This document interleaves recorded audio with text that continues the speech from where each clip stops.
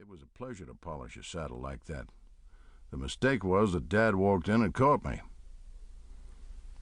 "You needn't jump," he said, "and you needn't try to hide it.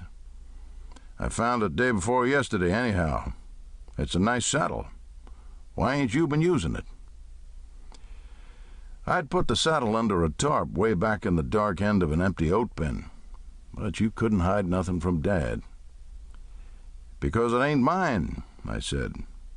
"Hell, it ain't," he said, a little surprised. "What'd you do, steal it?"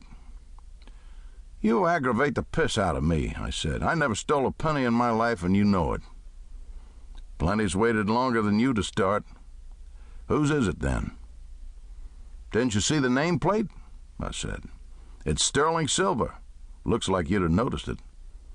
I had this saddle made for Johnny, and I just haven't got around to giving it to him yet." For once, Dad was flabbergasted. I knew he would be, but I didn't see no sense lying to him. "Giving it to him?" he said. "You're giving a $150 saddle to a $30 a month cowboy? That wouldn't make sense to a crazy man. And it sure don't to me." "Well, I can't help it, Dad," I said. "Johnny did me a big favor, which I ain't at liberty to talk about. Nobody ever did me that much favor before, and I may live to be older than you without nobody doing me that much favor again. Johnny never owned a quality piece of equipment his whole life. I had the money, and I just thought I'd get him something he could use. There's nothing wrong with that." Dad had real black eyes, and when he wanted to look fierce, he didn't look it halfway. He looked fierce then. "Giving a saddle like that to a McCloud is like pinning a diamond stud pin on a goat's ass," he said. "Favor or no favor. And besides, whatever money you had come from me." "Johnny ain't sorry," I said. "Being poor don't make him no count. I worked plenty hard for the money I spent on this saddle, and if you think I'm overpaid, hire you another hand." "Settle down," he said. "I ain't going to whip you. You're too old. Let's go outside. You can polish his saddle some other time." We went out and stood by the water trough and looked at the cattle grazing down in the field pasture, just this side of the river. I washed the saddle soap off my hands.